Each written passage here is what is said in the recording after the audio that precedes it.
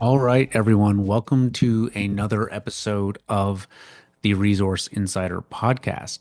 As usual, I'm your host, Jamie Keach, and recently I sat down with a guest that I have been wanting to talk to for about a year now. His name is Scott Tinker. He is a professional geologist. He's worked in industry. He's worked in academia.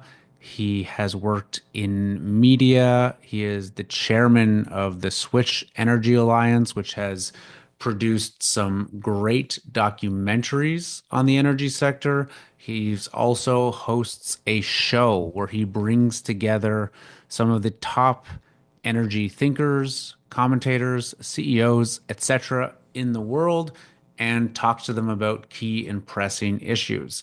We'll get into this in the podcast, but I was first introduced to Scott's work by hearing an interview between him and Jordan Peterson.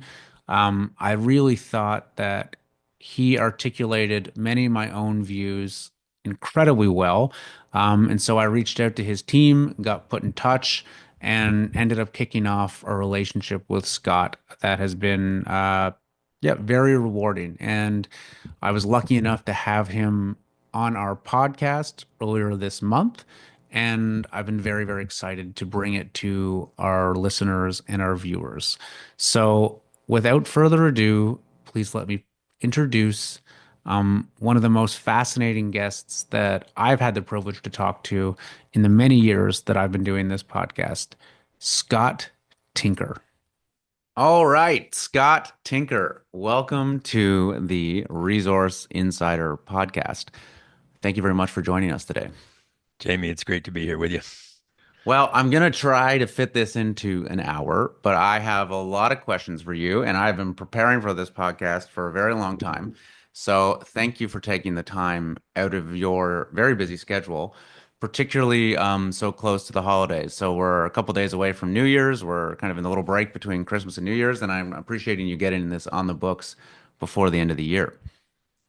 Happy to do it very much. And since you haven't shared the questions, I'm sure we'll be very candid as we go forward and spontaneous. Yeah, I'm sorry. I No, probably I'm should have sent glad. them through. So I actually would like to start talking. Sometimes I get criticism for talking too much on these podcasts, so I'll try to keep it brief, but about how I heard about you. So I first came across your work, or as I'm sure many other people did, after listening to an interview between yourself and Jordan Peterson. And then I followed kind of down that rabbit hole and I saw the presentation, the talk you gave at his conference last year, ARC, in London.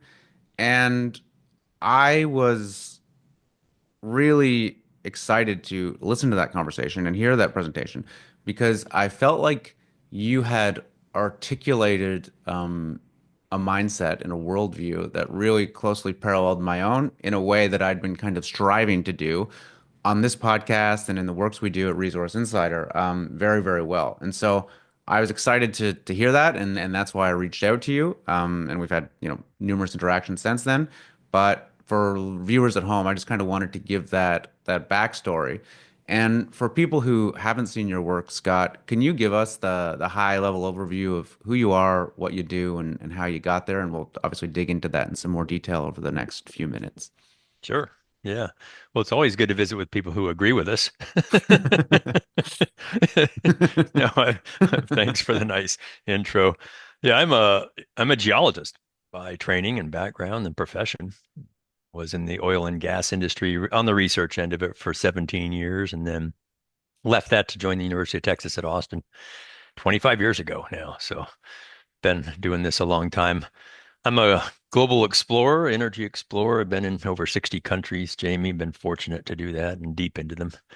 Seen probably the poorest of the poor and the richest of the rich and everything in between as we've looked at energy systems and their environmental impacts and economic impacts around the world. So my career has taken me down lots of places, both yeah, again, academic service, industry service, some government service, and all that comes together in what I lovingly call the radical middle, which is where we actually try to solve real problems. You know, Hmm. not getting too far out on the edges anywhere, but the practical, data-driven, compromise world of overlap space between those entities and in a sense, the energy, the environment, the economy. So that's been my passion for most of my career, actually. And it's where I'm still playing around and I think we're making headway. And what I really Oh, like hold on that, just 1 second. So, oh, oh, sorry. the dangers of working at Yeah, home during the I holidays. didn't tell anybody I was on a podcast. Yeah. Well, I'm on a Scout, podcast. We what I really like okay. about your work was exactly what you mentioned there. It's sort of finding that balance between energy, the economy, and the environment. I think, in your presentations, you have a great sort of graphic that demonstrates that, and finding the radical middle there. And Yeah. can you kind of give us an overview of what that means, the radical mi middle? And I guess what made you start thinking about that earlier in your career? Yeah. I can briefly define what I mean by that, and it's that overlap space between challenges. In this case, the energy world, the environmental world, and the economic world, and how those all relate, and what's that overlap space look like? And and again, every single energy component has an environmental and economic impact, and I think in many ways, vice versa, Jamie. So as you deal with this, you begin to realize that you can't address these big challenges unless you're willing to play with all of those things. Uh, I came to it as most things, just slowly and through time and trying to understand how to get things done in that world. And it's not easy space. You know, in that compromise world, that data world, No. you're not always going to be dramatic or go viral because you make some wild statement about something. And it's where um, I'm wrong oftentimes, or not completely right, let's say. I liked it. I described it to Senator Manchin's hearing in which I testified a few years ago, the Senate Energy, for those in Canada, the Senate Energy Committee here in the US in Washington, as more than completely factual, but factually complete. Right. And it's that effort. Nobody can be factually complete. There's too much out there, but it's the effort to try to be as inclusive of the various components of things as we can be. And that's what the radical middle is, and it's been radically lonely for a long time, but we're, I think it's starting to grow. And the people that play around in there really are some, in my opinion, some of the real leaders in the environment, by the way, or Yeah. in the economy or in the energy world. And that's what we're trying to do there. And I think it's working. There are a lot of people that are engaging now and willing to engage in that complicated overlap space. Well, something that was so interesting to me is your talk at the ARC conference. The YouTube video got something like 2 million views now. I think it's the most viewed presentation from that conference. And you mentioned, that was been a lonely space for such a long time, but it would seem that maybe the rest of the world's starting to catch up to you because probably 4 or 5 years ago, I think I would have been pretty surprised to see a talk about energy, the economy, and the environment be one of the top viewed podcasts or rather videos at an event like that. Yeah, that was a neat event. It was the first of its kind. They're going to host it again in February in the coming year, and I think I'm going to kick off the energy environment piece there. But they had, faith and family. They had education. They had healthcare. They had government and policy. It wasn't just an energy and environment conference of fun, music, and the arts. Yeah, So, yeah, I guess that may be true. Jordan asked me that on his podcast. Why are so many people watching this thing? yeah. And I said, I don't know, Jordan. Maybe they're bored. But but it is. It's that because it touches all of us, and we are very much inundated, particularly with the climate side of the environment. I think of environment broader than that, but the climate piece, we're very much inundated with information and sometimes fear about what's going to happen to us in a warming world. And I think people want to know more. I Yeah. think in their gut, Jamie, they get that it's It's not a binary good and bad, clean and dirty, believe or denier narrative. Nothing's that way. People know this. We're all decently intelligent. So they want more. And when you try to ravel some of these things in, or unravel some of it, I should say, I think it's more satisfying. They don't like everything, but it tends to be more satisfying. And like you, people start digging in. Yeah. Well, I kind of came about this in a really roundabout way. So, I mean, as listeners will know, I spent the majority of my career in the mining industry, working on mining projects and in mining companies. And the mining industry has somewhat surprisingly, but though not really if you're in it, found a way to claim a very virtuous role in the energy transition of, we're fueling the energy transition. We need copper and lithium and nickel and batteries and electrification. And, without mining, there's no renewable energy, et cetera, et cetera. And every mining conference, every event has kind of latched on to that narrative as the driving force behind why you want to own metals and mining and why mining is a relative or a relevant industry. 20 years ago, it was the rise of China. Now it's the rise of renewables and electrification. And so I was really quite in that bandwagon. And I was like, okay, great. Like, we're going to electrify everything and people are going to buy a boatload of copper. And, I've invested in all these companies. I'm going to be rich and it's going to be great.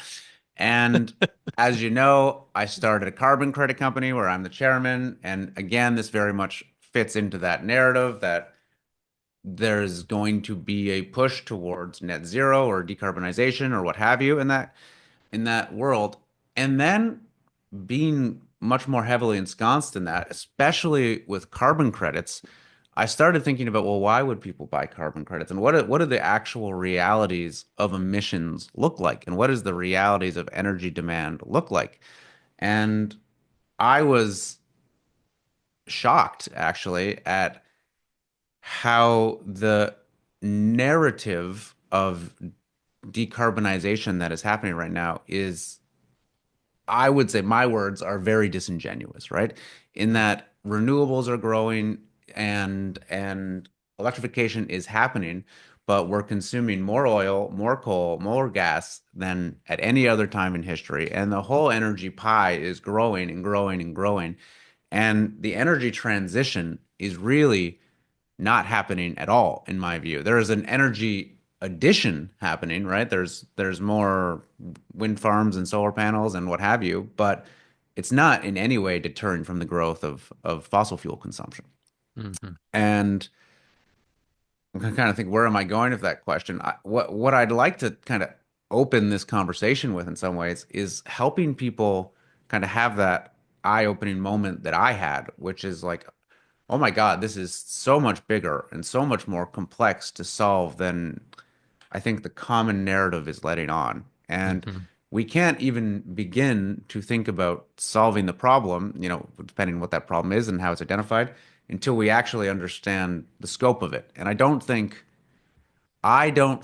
even most people who are in the climate industry have any concept of the scope of the problem that they think that they are trying to address.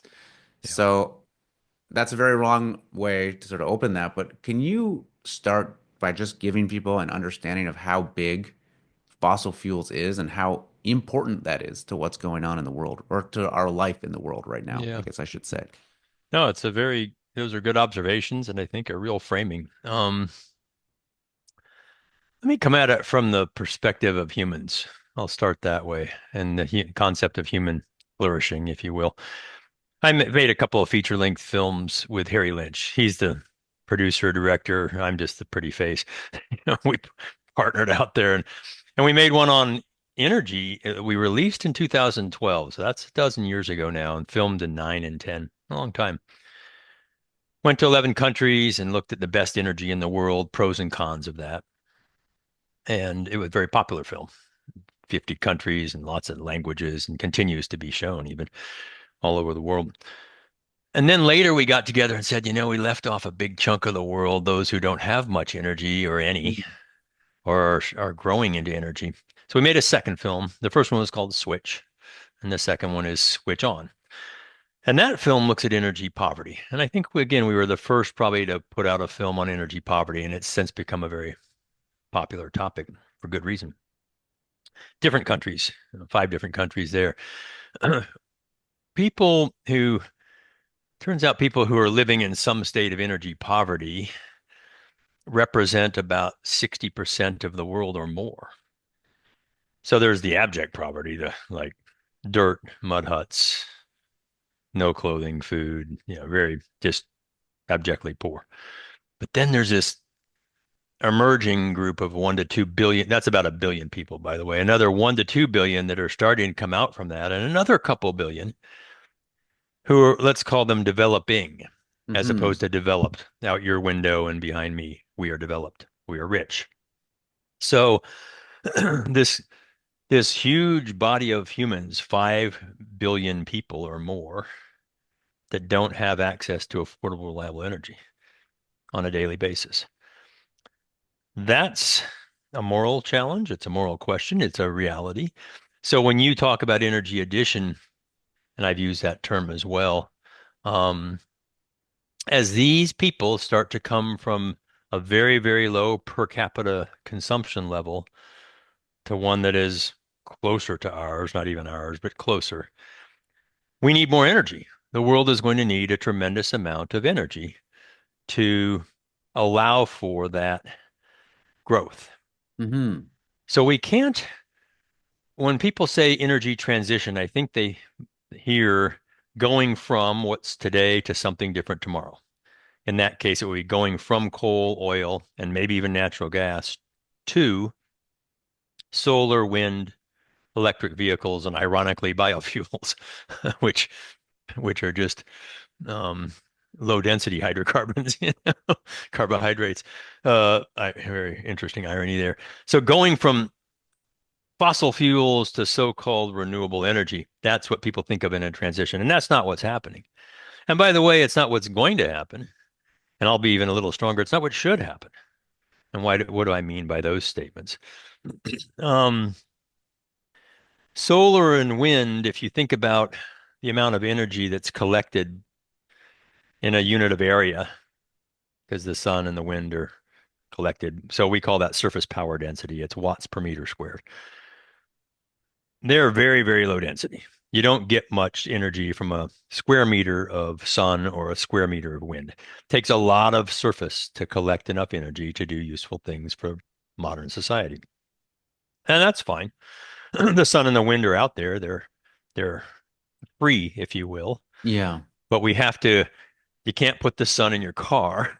So you have to collect it and convert it. And you mentioned mining. So the collection systems, the solar panels, the wind turbines, the chemical batteries, lithium ion today, maybe other kinds of cations and anions in the future, are mined.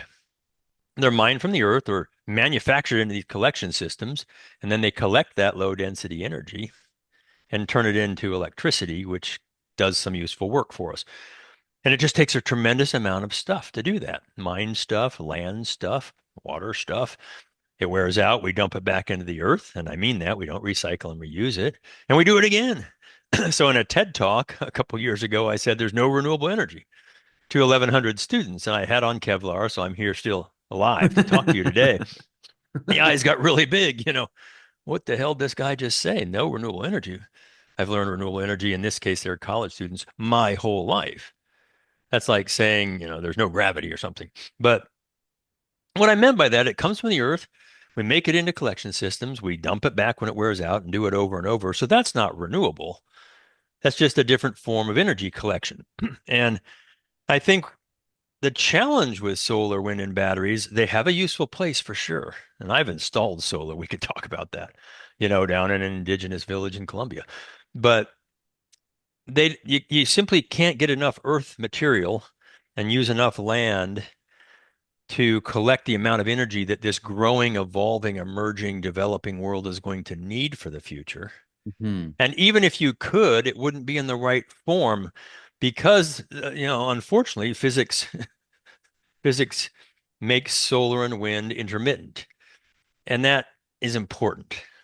Some people will try to push that aside. Well, we can make up for that with batteries. It makes it intermittent. night happens, clouds happen, non-windy times happen. And so we love energy 24/7, 365. So I got to have something else there when that isn't working as a redundant, expensive backup. So where are we headed instead in this transition? And it's been happening for centuries now, a couple centuries, is toward denser forms of energy. Things that the bang for the buck takes less stuff. Okay. Hmm. And so what are those? Nuclear is probably the leader.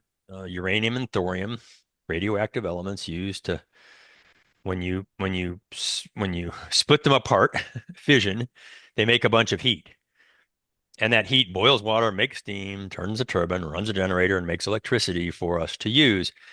And it doesn't take much uranium and thorium to make a lot of electricity, a lot of heat.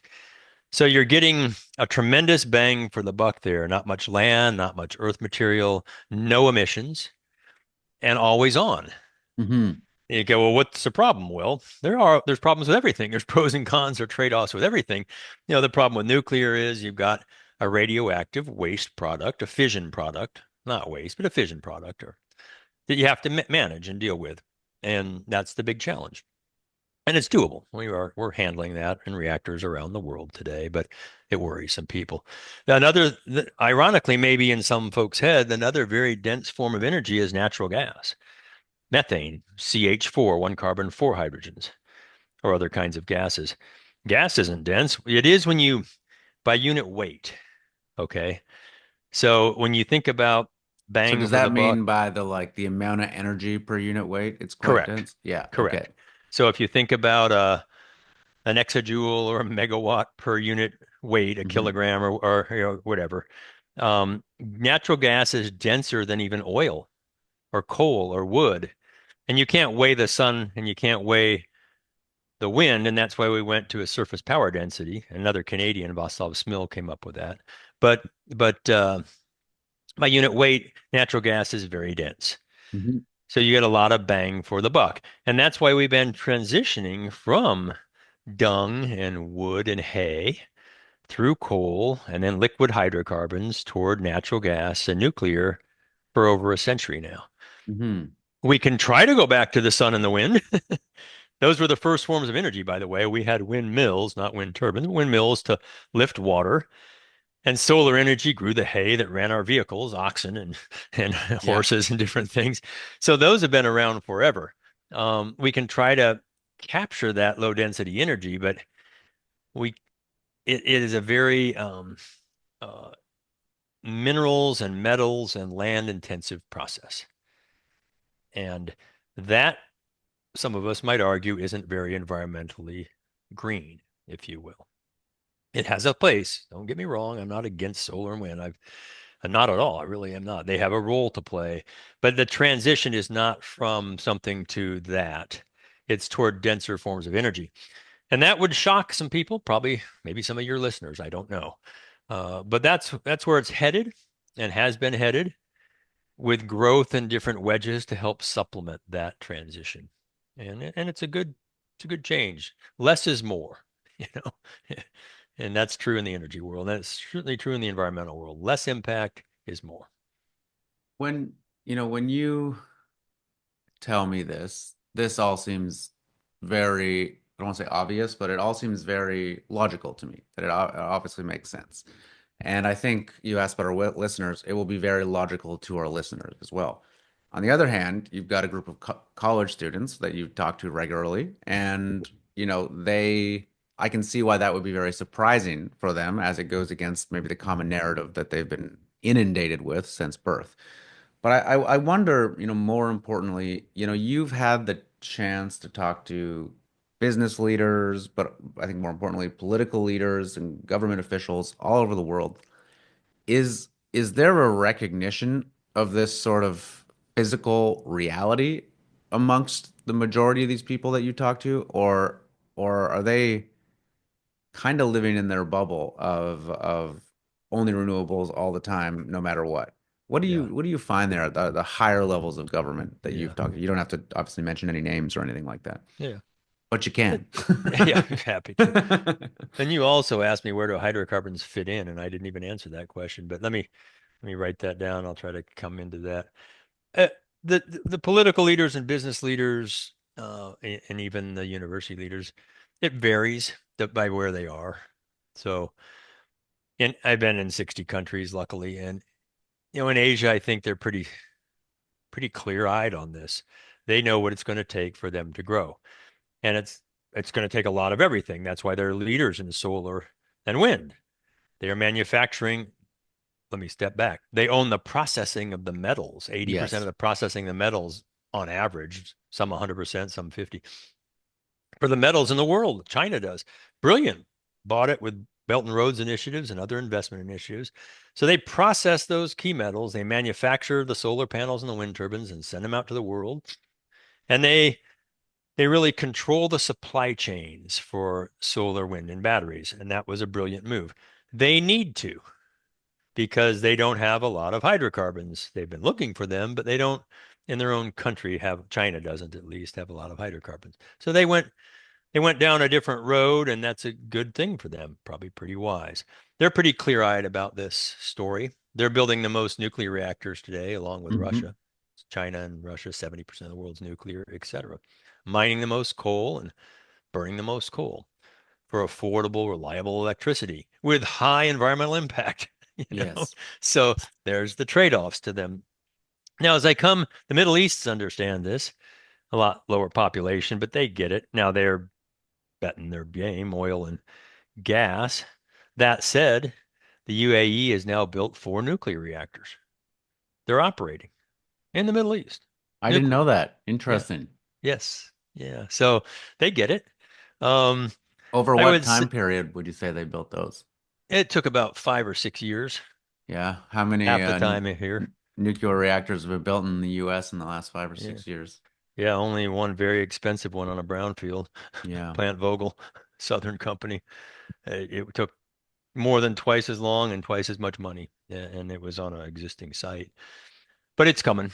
So I would say the people that are emerging and particularly developing understand this. Now they're happy to have Europe and the US continue down this path of buying solar panels and wind turbines and batteries from them Yeah.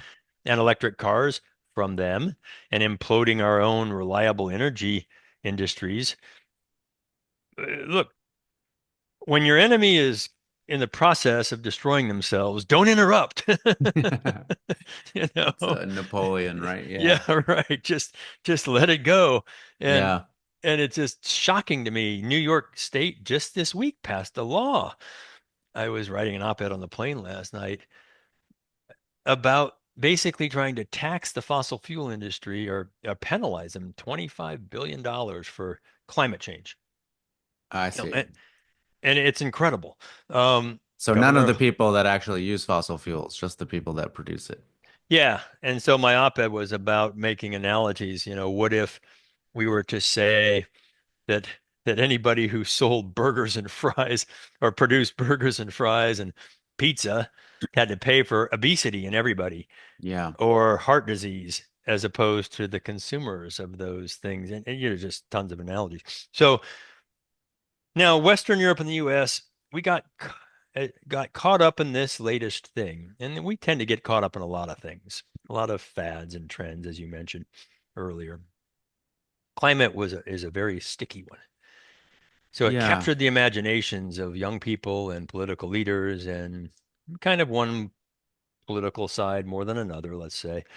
And they have been using that as a vehicle or a tool to instill policies and central control for things in a way that has been very effective so far. But I think the shine is coming off it, Jamie. People are Yeah. starting to see their power bills and their gasoline bills and their industries are going away and the companies they're running can't afford to compete because their electricity is so bloody expensive, on and on and on. So you ask the question, do the leaders I talk to get it? I think they do, but they're struggling now to unwind from the decisions and policies they promoted. And instead, a lot of them are doubling down. And by the way, your leader in Canada is doing that Our so far. our current leader in That's Canada. right. I Yeah. now Yeah. it appears that Canada may be on track to become the 51st state, according to what you read on Twitter at the moment. But Conversations at Mar-a-Lago. although I don't necessarily love that No, narrative, I it's a do think it's hilarious that Donald Trump is basically single-handedly trolling Justin Trudeau out of office right now. So since he's done that, our Minister of Finance has quit yeah. and like is trying to drag Trudeau down with her. So Trump has basically accomplished in the last 6 weeks more than conservatives Canadians have accomplished in the last 10 years, I would say, just from posting on Twitter. So I'm kind of grateful for that, if I'm being honest. But Yeah. X, you X, X. X, sorry, X now. But you talk about this delusion. I had a couple years ago, right around the time of just after Russia invaded Ukraine and Germany was experiencing an energy crisis, I had this like surreal experience. I was at an event in Europe and I was chatting with this guy who was effectively a green energy lobbyist in the EU. And he was talking about, oh, how horrible it is that they're, reliant on Russian gas and, what a terrible situation they find themselves in. And the conclusion he drew from that was that, we just need to get on renewables as fast as possible. And that's the only way we're going to solve this problem, which is the exact opposite conclusion that I drew from that scenario, which is Germany, and he was primarily focused on Germany, has put more into renewables than anyone else and put themselves in a situation where they were unbelievably vulnerable. And I think you could draw a very clear line between Germany's energy policy and Putin's confidence in invading the Ukraine. I think you could very easily draw that line. And I've joked that you're not going to like this joke, Scott. I've joked on here that Angela Merkel is the second worst German chancellor we've ever had. It has caused a significant amount of destruction in Europe. But like Yeah. there is some truth to that. I mean, I really do think that this war probably wouldn't be happening if Germany had had more commonsensical energy policy. And that doesn't even mean fossil fuels. It could have just been nuclear, for God's sakes. And here we are. Yeah. Energiewende, which is the German word for their new energy, started in 2007, 2006, 2007 timeframe, Angela Merkel. And they decided to reduce their use of things, coal, oil, natural gas, and nuclear, and proceeded with it. The Fukushima Daiichi event happened pre-Ukraine, and that drove them to Yeah. accelerate their decline in nuclear.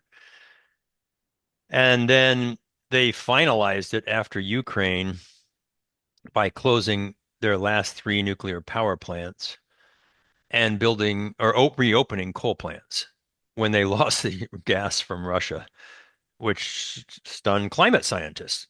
And it should have. They were aghast at that, and they should be. Why are we building coal instead of nuclear with no Hmm. emissions? And they accomplish the same dispatchable or, in many cases, base load electricity provision. So, Germany, yes, it's easy to pick on for Germany, but they continue down these roads in some ways, and that's the challenge, I think, is how do you get more clear-eyed about this? The UK has now flipped, as you know, and they're now pushing ahead in a Germany, California-like way, Yes. shockingly. And I don't think this prime minister will last long. And Ed Miliband is really their energy minister who's driving all this, and he's fairly conflicted on some things too. So, it does get to politics, it does get to conflicts of interest and conflicts of commitment. But Germany policy in some ways, let's look at the good parts. They added diversity to their portfolio. That's good. Wind is good. It's windy in Germany. Now, a lot of the landowners are tired of building turbines everywhere. Solar, not good in Germany. If you look at a solar intensity map, it looks like Seattle, Washington, or Vancouver, so Yeah. not great sun in Germany. So you're very inefficient, or I should say, the capacity factor Yeah. is low on solar in Germany, and it doesn't generate electricity as often as it does in really sunny places like Arizona. Okay. That's just the reality of physics again, or the weather. Um, but some of that's good. I like diverse portfolios of anything. I think adding some components of solar and wind and electric vehicles in the German mix is a good thing. If you take away coal completely, natural gas, oil completely, and nuclear, it's not a good thing. All of a sudden, you're limited in your options again, and they're intermittent. They're not Hmm. reliable. So you're more dependent on others. California is importing more electricity now from other states, more petrochemical products, more energy, either in raw form or as products than others. And it drives up the price when you start to have these redundant backup systems or rely on others, it gets more expensive, Jamie. And this is where our three E's, our energy, environment, economy, come in. It gets more expensive. And that's just the reality of it. You can pretend like the sun and the wind. And let me be real clear here. There's a Lazard number. That's a company that's called the LCOE, the levelized cost of energy or electricity. It's been quoted a lot by those who want to show that solar and wind are now cheaper than coal and gas in many places. That number is a calculation of the cost of electricity at the plant gate where the electron is generated, not to you or me. To get it to you or me, 24/7, 365 requires this redundant thing or things sitting over here to be available when night comes or the wind stops blowing. That redundant thing's very expensive. So when I add that redundant thing into the cheaper thing, it makes it more expensive to the consumer. Right. So you And see so the price of energy in just these to dig countries. into that, because Yeah, that's something I yeah, hadn't thought about before. You yeah, actually mentioned it to me. So you've got your wind farm or your solar panels, but you also have to have your coal-fired power plant or nat gas plant or whatever in the background sitting there ready for when it's not sunny or it's not windy, right? correct, People don't realize that there's these redundancies built into that. So you're, correct. yeah, okay. They're called load following plants in the gas world. The best one for that is natural gas because natural gas, think of your kitchen. You don't cook with charcoal in your kitchen because it takes a while to start up and it would make it very smoky, Hmm. nasty. Um, you don't cook with oil in your kitchen. You could cook with electricity or natural gas. Natural gas actually comes up faster than electricity. Bam, the heat's there and you can turn it right off. So natural gas is a great load following power plant, if you will.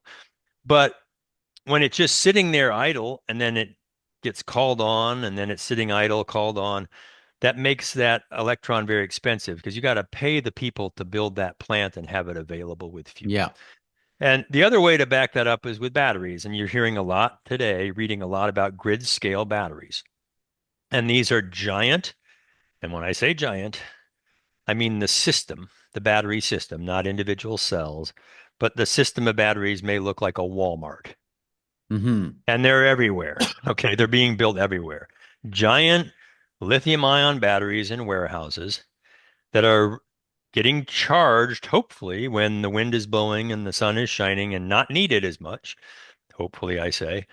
And then they're there to call on when it's not windy or sunny. Yeah. And they back up that intermittency. Right now, we're up to about 4 hours of backup, and that's gone up from a few minutes to 4 hours on particular systems of electric backup from Is that grid backup scale for like batteries. the entire United States? So it could No, run or no, it's a very strange number, but that's how they quote it. It's a very strange number. yeah, like what could A they very run for astute, 4 hours? a very astute question. 4 hours to what? Run my phone or like the whole city of Yeah. Houston? Yeah, Four yeah. hours of what? And what they're quoting is 4 hours to run whatever component of the grid it is they're backing up. I see. So, so if and yes, so if you were going to try to back up the whole nation, which you couldn't do Yeah. very So well, those batteries can't even service the grid they're currently on, let alone all the grids or the components of the grids that they're right. they're not yet on, right? So They're like, servicing some component of the grid, and they're up to about 4 hours of capacity for that, which is a lot. It helps in certain ways if you had to run all on battery, but hey, there's a funny term again, another German term, Dunkelflaut, which means sort of I don't know exactly, but no wind for a longer period of time than you would expect, although it happens all the time. And Europe just went through one of these at the end of this year, in November and December. couple weeks in a row where there's no wind. And so they're having to call on all the backup systems. And there were rolling brownouts. Things got very expensive because everybody providing is charging more. It's a supply and demand basic economics thing. So yes, your observation, when you have an intermittent source, you have to have something there to make it reliable, and that reliability is expensive. It's different if you have nuclear because that runs all the time.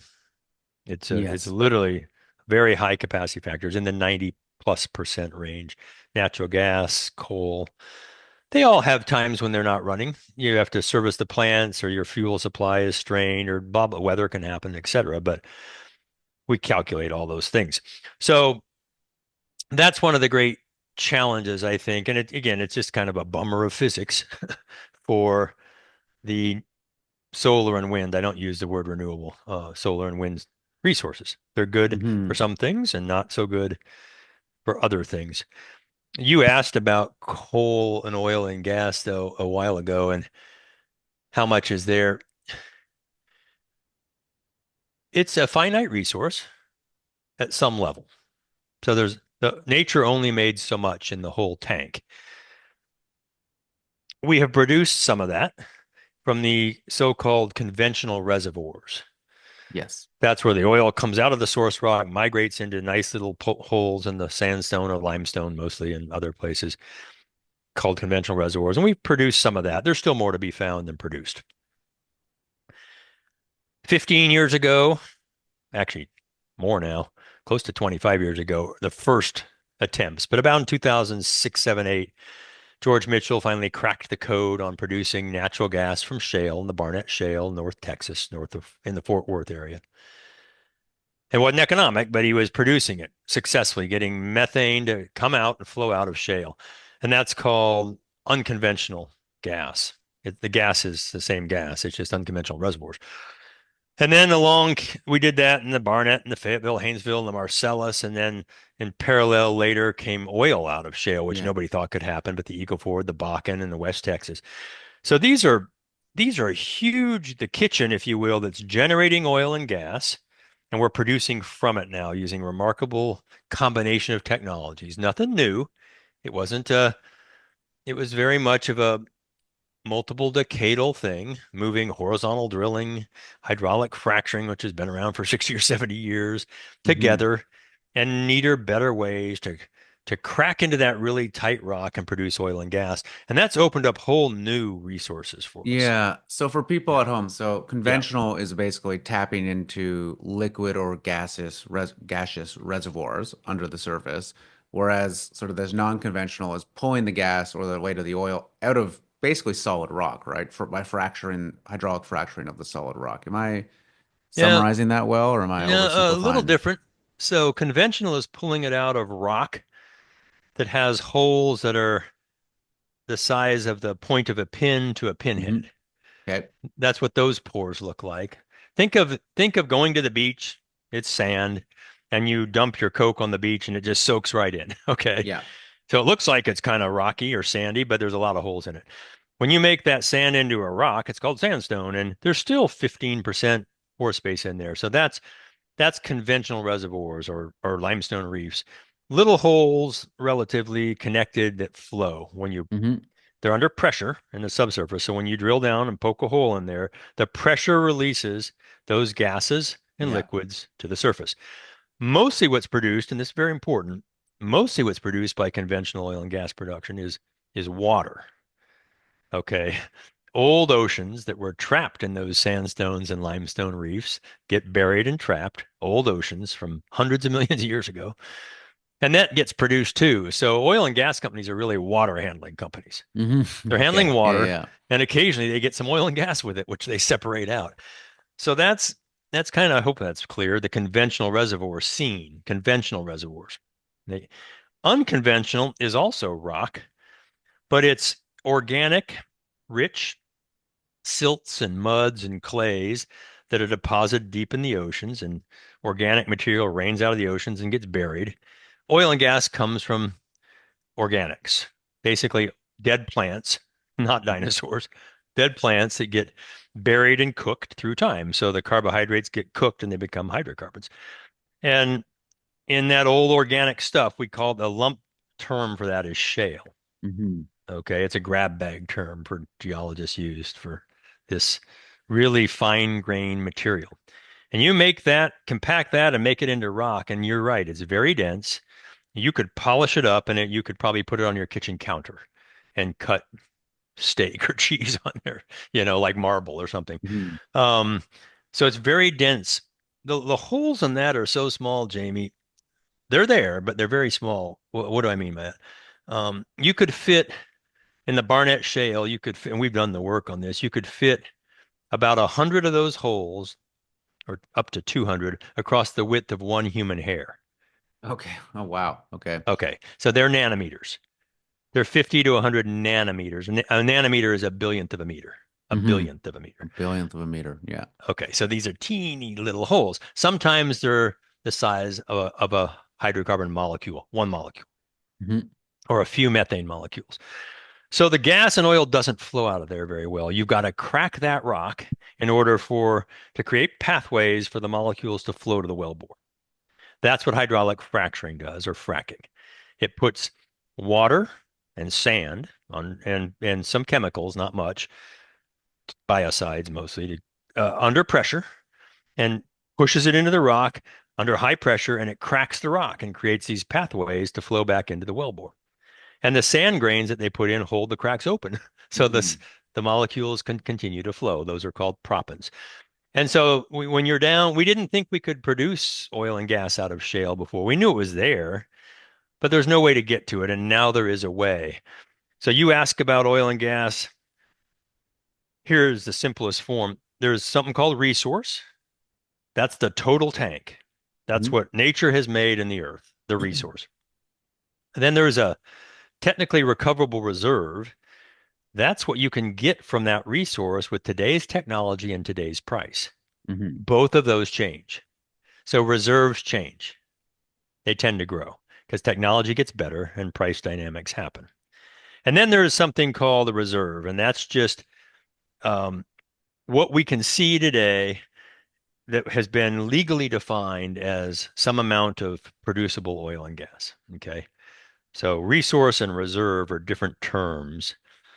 And we have a limited number of shale reserves today, but we haven't produced much oil and gas relatively out of all those shales yet. The U.S. is leading in this. We've probably produced 5 to 10% of the oil and gas with all this drilling.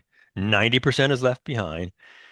So as technology improves, price dynamics change, we hope to be able to get more from that shale, just like we did in conventional reservoirs. Here's the kicker. The United States ain't the only place with shale. Hmm. It's the source rock for conventional reservoirs. Guess who else has it? People who have conventional oil and gas. The Middle East, Russia, Latin America. There are plenty of source rocks down in those parts of the world, and they are quietly developing them, and they're going to release them onto the world stage when it becomes expedient for them to do that. And by Hmm. expedient, I mean right now it's cheaper to produce the conventional oil and gas in Russia and the Middle East and sell it to the world's market, bigger arbitrage. Yeah.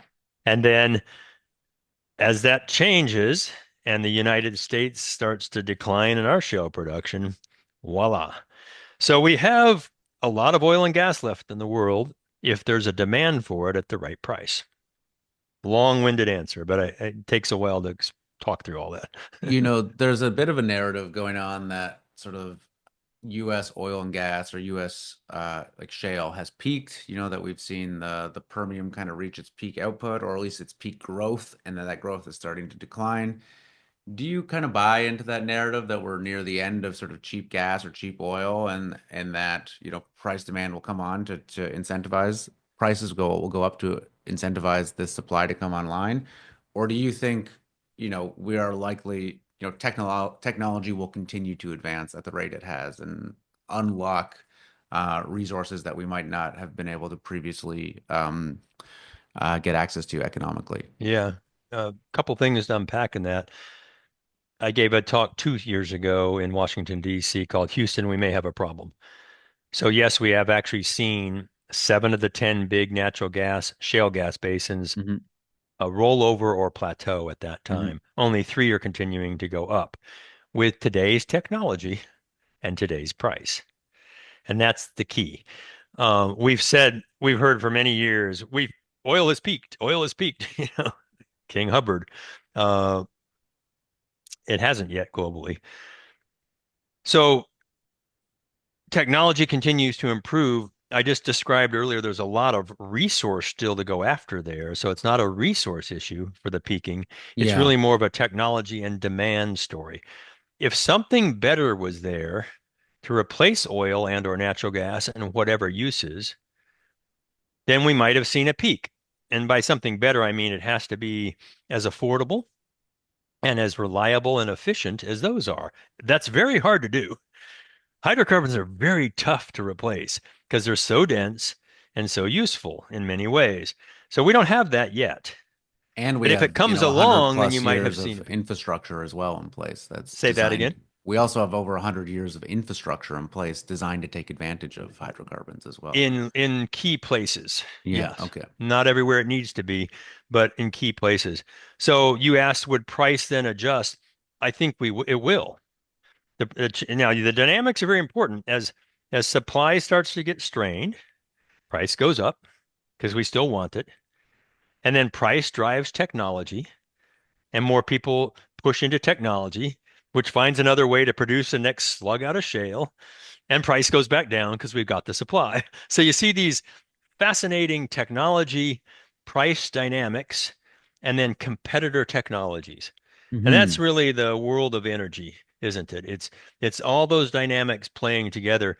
And I think the challenge with the renewables, the solar and wind and batteries is people said they would be cheaper, and they're not. They are at in some places at the plant gate, but not to you and me, as we've already Hmm. discussed. They said they would be reliable, and they're not because you have to have something else to back them up. And they said they would be cleaner. And the definition was very narrow. It was clean in the Yeah. sense of CO2 emissions, not the mining, your industry, And look, I'm a geologist. I don't mind mining. Yeah, I like mining, but it's not green. Mining has impacts. So, so this is the dynamic that I think these policymakers who bought into that whole story are dealing with and trying to kind of deny. Not more Yeah. affordable, not more reliable, and it's really not cleaner. Well, why are we doing it? You really touch on, I think, what is really one of the central travesties of the climate obsession, which is that every other social and environmental impact has been pushed to the wayside. When I was a kid, we used to care about water quality and air quality and land use and soils and conservation and all these, and that's all been become a secondary or tertiary conversation in service of the climate, right? And which is why, I mean, you're like you said, you're a geologist. I'm a mining engineer. I've worked on a lot of mines. I mean, you look at an oil and gas well and you look at a mega copper mine, the impact on the earth of those things is wildly different, right? Wildly, wildly different. And that's all been sort of conveniently forgotten that exists as well. And we've spent the last almost hour here kind of defining the problem, but I'd love to talk for a minute about a couple things like what's the solution here? You've been in a phenomenal position with your PBS show, Energy Switch, over the last couple of years to sit down with some of the world's leading energy experts and business leaders and government leaders and academics and what have you, and hear very not conflicting, but sort of debates on different sides of the story. You've spent your career in energy. If I were to appoint Scott Tinker as sort of master of energy for the world, what approach should we be thinking about and how to actually address these problems so that it does kind of hit that radical middle, so that it's economically viable, that it's environmentally friendly, it provides us or friendly-ish, it provides us the energy we need, the reliable, safe, etc. What should we be thinking about? And part of the reason I ask this is one, it's interesting, and I find like so few interviews actually spend any time talking about viable solutions versus problems or maybe sorry, fairy tale solutions. And two, the listeners of this podcast are primarily investors in commodity sectors or working in commodity sectors. And they're interested because that's an opportunity. I see today's energy world as one of the biggest opportunities we'll ever see for investors of our generation. I think what we're going to see in energy over the next decade is similar to what we saw in tech over the last 20 years. I think there's going to be a lot of billionaires and millionaires made, and I know there's a lot of people listening to this who are thinking along those lines as well. So, what do you think the real opportunity is here, and what should be happening? And people can kind of act with their wallets too, and that's what I intend to do. Right. Well, I'll start with a caveat. If you listen to me for investment advice, you'll be working till you're older than me, and it's pretty damn old. Fair enough. So, Fair enough. uh, um, you know, there are components to it, Jamie. There are markets. There's the human component. There's the resource component, the density Mhm. component, technology components to it, and then the whole governments and economics components to this. That to say, it's not simple. No. It's solvable, but not simple. And there's no one size fits all. This is really important. I think Africa is speaking loudly now at these climate conferences called COP, or Conference of the Parties, that happen annually, saying, look, quit telling us we can't do these things. You did them. We're going to do it. And so I think what you're going to see in general is that in emerging economies, several billion people, they're going to go for the the highly reliable, affordable energy, just like we did. And it's going to be Cool. coal if they've got it, and then other things coming in there. And I can't blame them. They probably aren't going to clean it up much either, at least initially, until they can Hmm. afford to.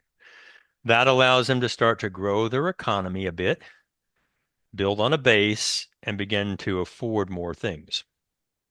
In the emerging economies, you're seeing more of, you're still seeing a bunch of coal if they've got it, but then also oil for transportation as they get cars.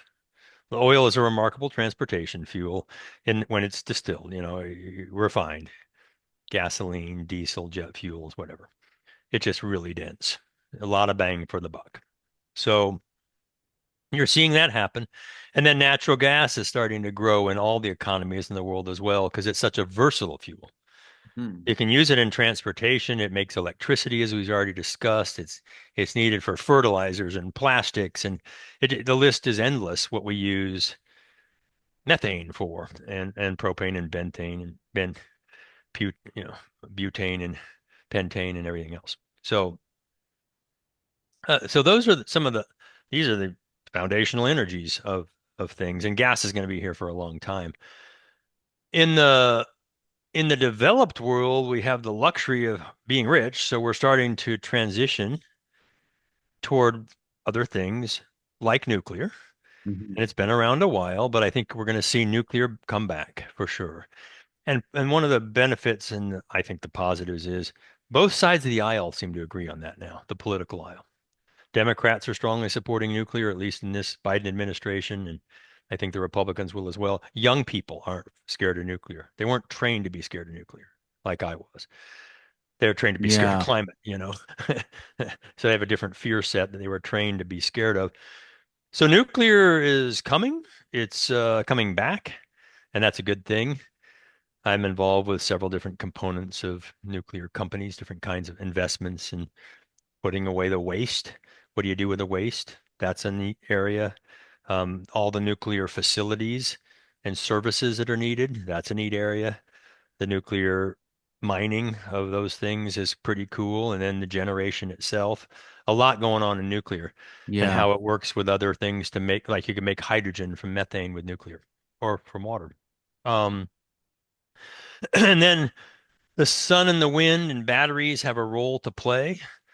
I think they're going to continue to be pushed by governments who won't back off of their initial thinking quite yet until they're either voted out of office or finally find some courage.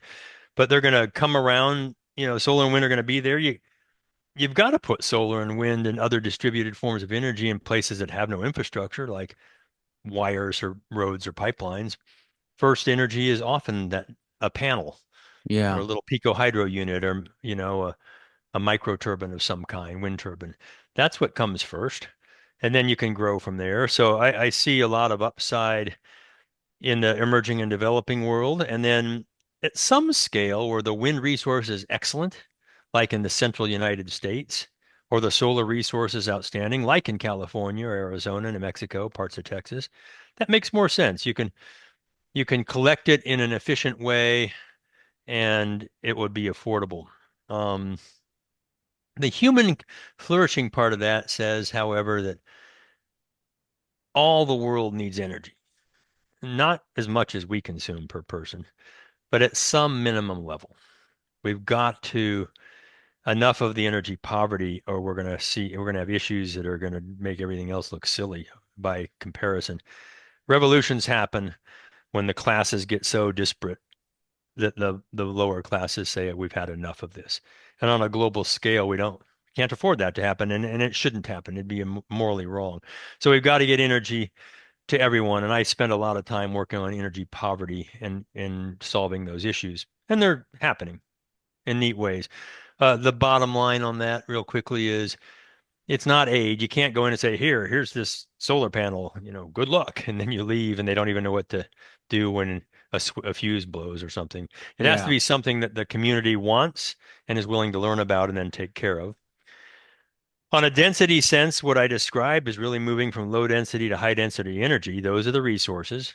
And that's a nice thing again, because it takes fewer wells and fewer mines when you're using high density forms of energy. And the technology side, what drives those? What's going to get more oil and gas out of shale? What's going to allow us to technologically accomplish affordable fusion, instead of fission?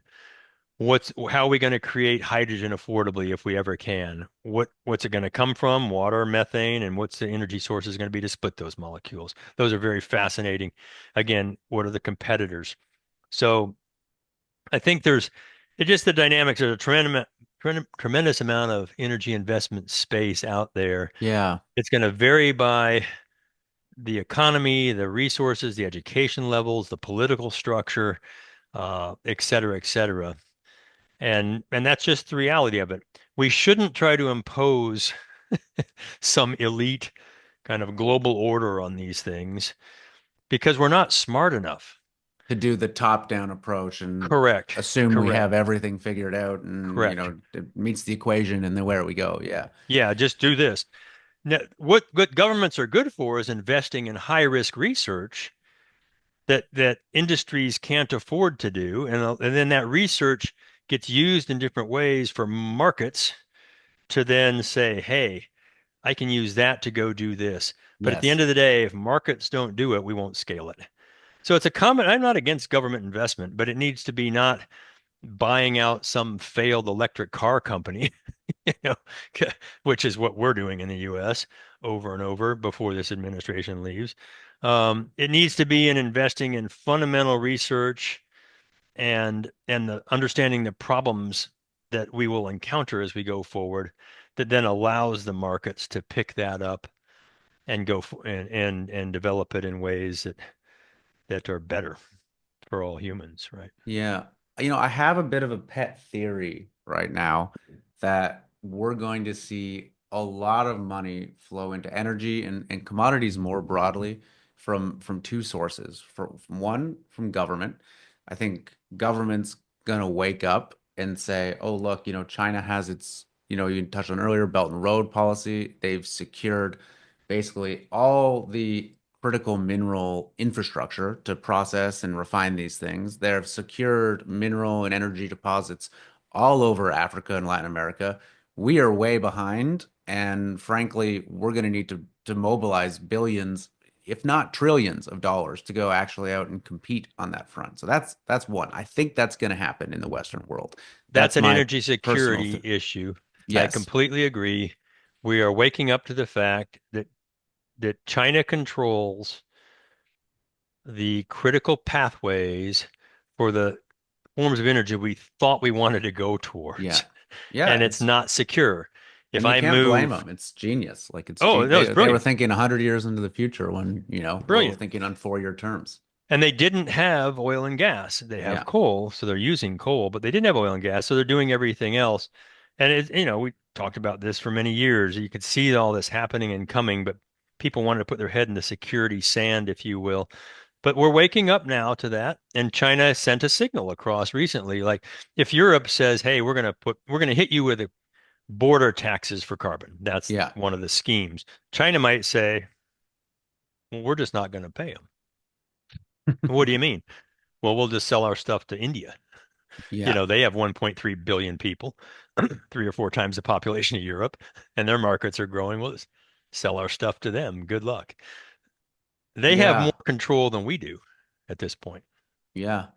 I know. I mean, we kind of control the financialized assets, but like the financialized system, but they control the actual physical assets. And at the end of the day, the physics, I think, will win out. And it's, Russia has 11 time zones worth of resources.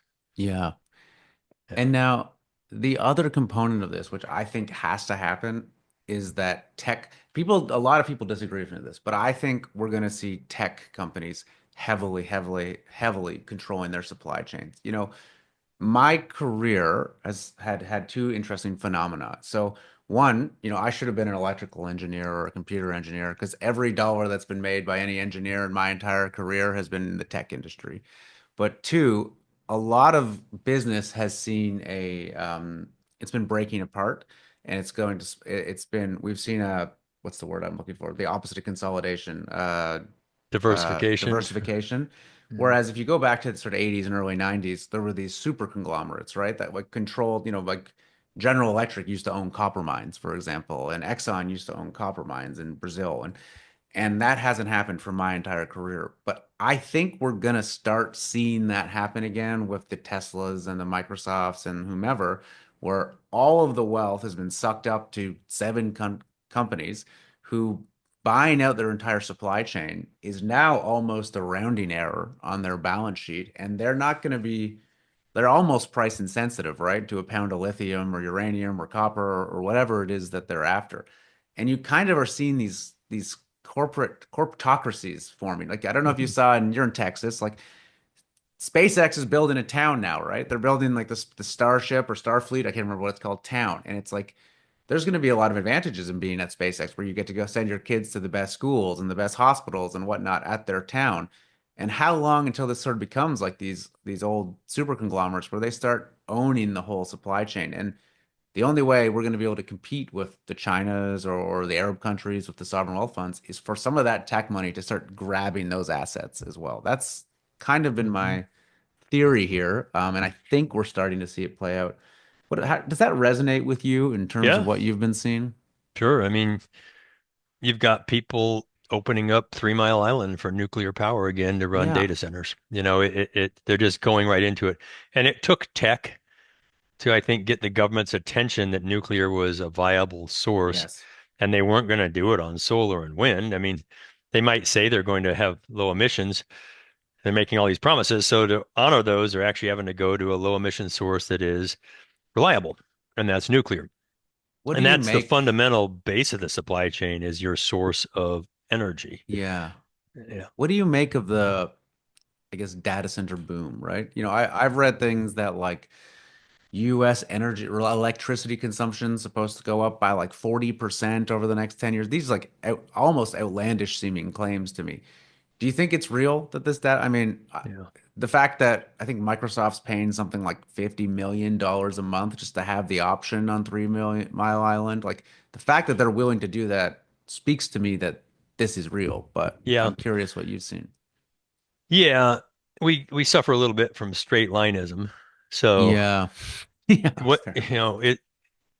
data centers will become more efficient and they'll figure that out because it's more efficient to find a way to lower your energy demand through various efficiencies in some ways and to just let that continue to happen at those costs. But yes, I think we're going to see an increase in electricity demand from data centers Hmm. as artificial intelligence and all the components of that come into the scene. It will replace some things. AI hopefully will help us become more efficient as it's promised to do, and therefore we won't need as many other things necessarily as we've had in the past. So maybe AI helps solve its own demand problems as it goes forward, and I'm hopeful that that will happen.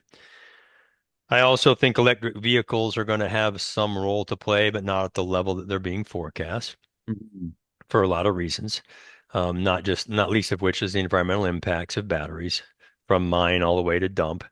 But even so, the other components, they're heavy, which makes them more dangerous. They're dangerous when they get on fire because you can't put them out. You can't, they're not reliable in a sense of when it's cold or really hot. Um, there's no infrastructure to charge them enough today. And the government didn't build gasoline stations. Why would the government build charging stations? Let's let the markets figure that out. So I think they're going to have a role to play, but I don't think they'll be demanding on the power grid as much as some would forecast them to be. And so that's a little bit of a relief on it. And then I think also, Jamie, we're hopefully going to start to see continued improvements in infrastructure from the individual home all the way up through where we're able to do what we do with less energy. And look, Mhm. there's Jevons had in mid 1800s there was the rebound effect, if you will, of the more efficient you become with something, the more you use of it, and that's true Mhm. in every case. But at some level, you only need so much energy to do something, right? To power my home. And if I have really efficient windows and insulation and smarter meters and time of day price, there's a lot of things that could come in that would make this home do exactly what I needed to do using less energy. And I wouldn't necessarily buy a bigger home. Mhm. There's a ceiling on that at some level for those of us who have reached that ceiling. Most of us, however, are just coming into it. So yes, I think the demands for electricity are going to increase. I think they are going to offset molecules at some level, but we're never going to electrify everything. We've got to have molecules for lots of things. I mean, everything in this room is molecules, but beyond that, um, we have to have you need a lot of heat to make basic stuff for human societies like steel and cement and plastics and fertilizers. A lot of heat. And those are all molecules. It's tough to get that much heat from electricity alone. You can arc nuclear, but so you're going to be burning natural gas, you're going to be burning coal or something to get that heat. Yeah. So some balance of electricity, electrons and molecules, if you will, is coming. Yeah. Yeah, it's an interesting time. I think of, the last 20 years, everyone seemingly has been focused on building out the digital infrastructure. And now it seems that the physical industrial infrastructure, it's past the carrying capacity almost to a degree. It's that these people in tech have kind of woken up and been saying, "Oh, look, like the real world actually does exist, and it's not going to be able to support an infinite amount of cloud storage and GPUs and data centers, etc." And there's this attention coming to the energy and commodity sector that I haven't seen in my entire career. I listen to several tech podcasts and people are talking about uranium and nuclear and natural gas as a way to power data centers. And that whole narrative is very new to me in Hmm. outside of, people who work in these industries like you or I. What do you think the this new administration, the Trump presidency, is going to be thinking in terms of energy? And, this is a little outside your wheelhouse, but how that fits into manufacturing and all the downstream effects that they're trying to encourage in the United States right now. Hmm. Yeah, it's kind of pretty closely in my wheelhouse, actually. I mean, in a soundbite sense, energy dominance, right? Yeah. And and I understand that. I think, or more than think, I have some insights that this affordable, reliable is going to be the driver of energy policy in the U.S. for the next 4 years. What makes energy more affordable and reliable to U.S. to the U.S. citizen, to the U.S. company? very focused on the United States, Hmm. less on global partners. So, with that focus in mind, it points you towards some things, continuing to develop oil and gas and try to get more from what we have, continuing to develop nuclear, and both small modular reactors and all the way up to large reactors potentially.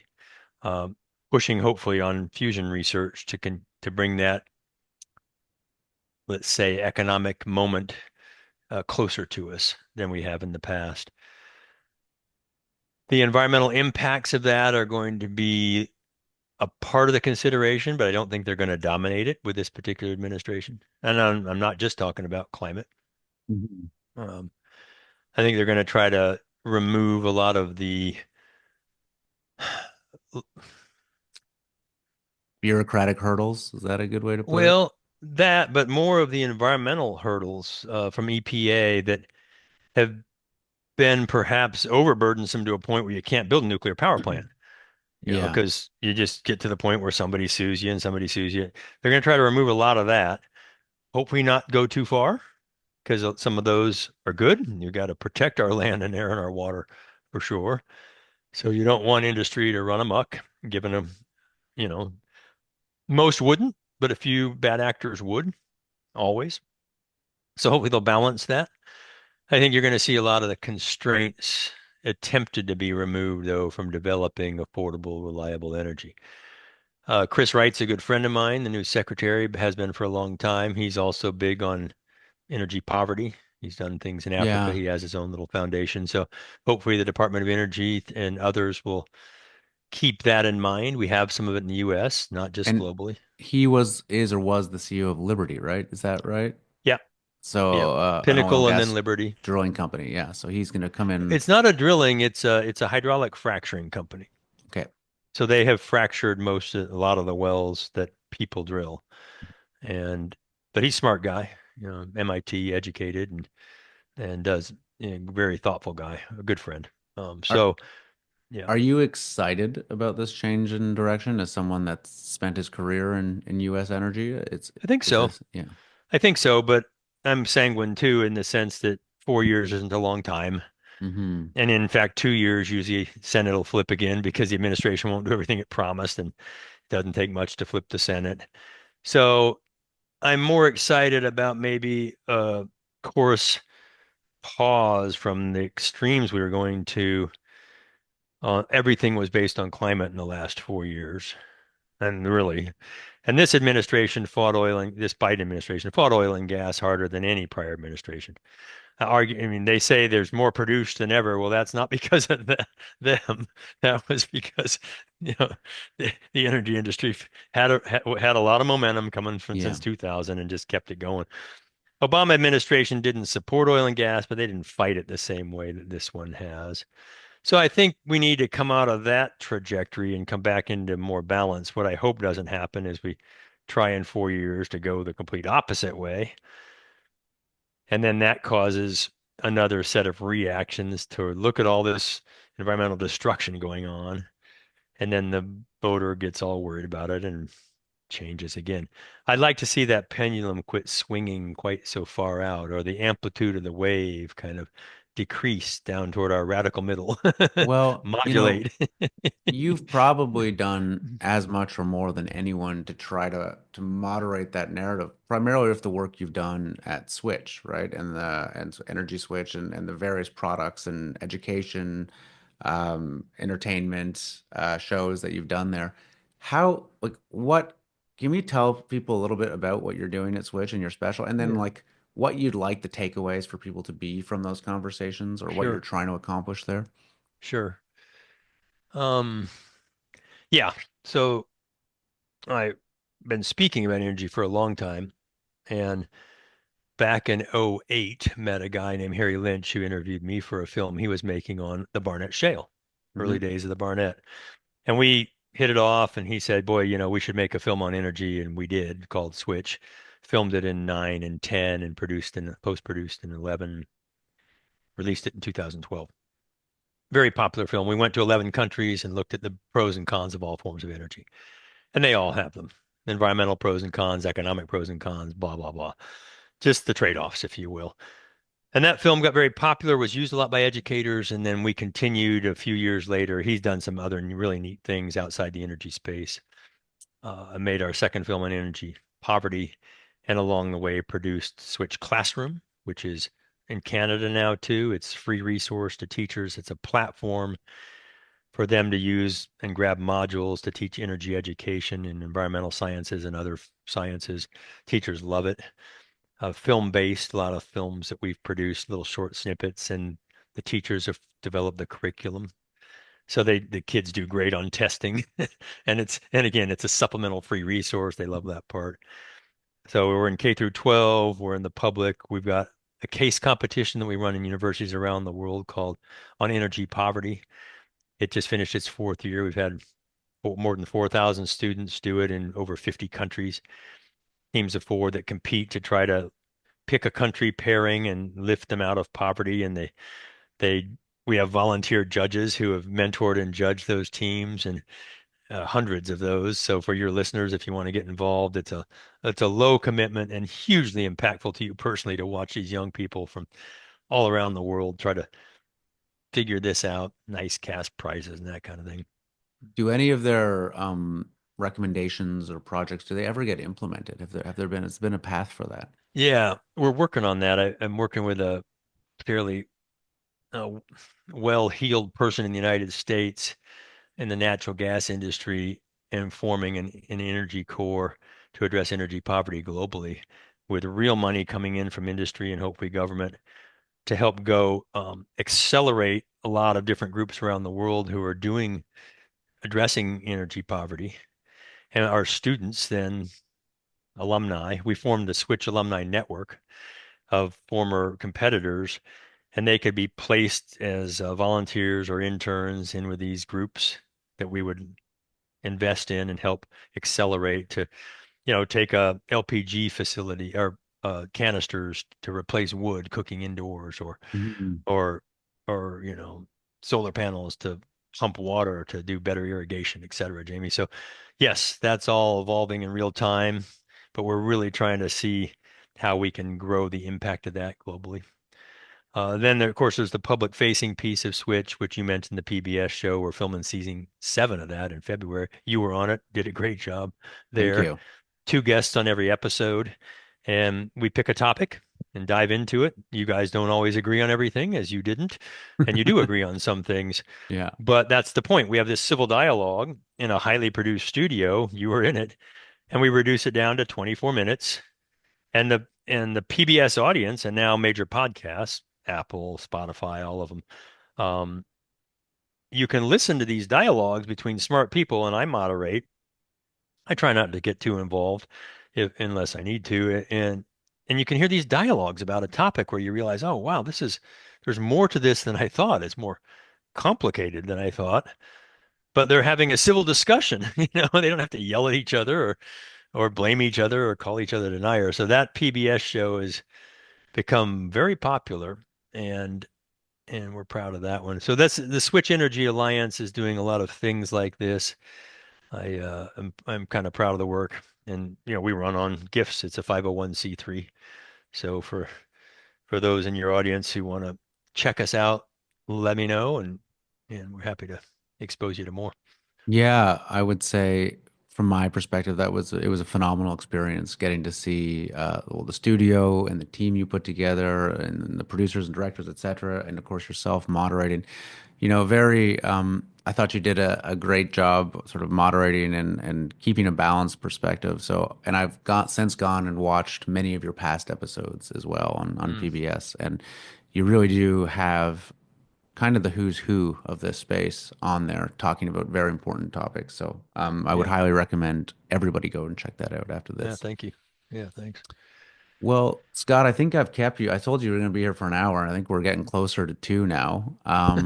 Is there anything you'd like to say or that I haven't touched on that you think we should talk about before we say goodbye and I let you get back to your holidays?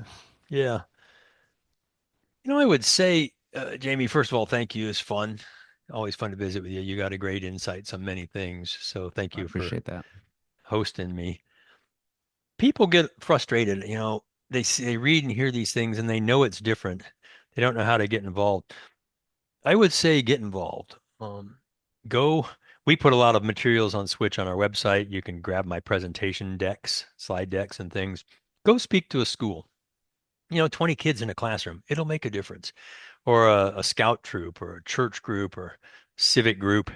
Volunteer to be a mentor in the Switch case competition. Find a way to start to engage at some local level and help raise the awareness. It matters. You might think, 20 kids, that matters. They'll go home and talk to their parents. Hmm. That teacher will have you back next year.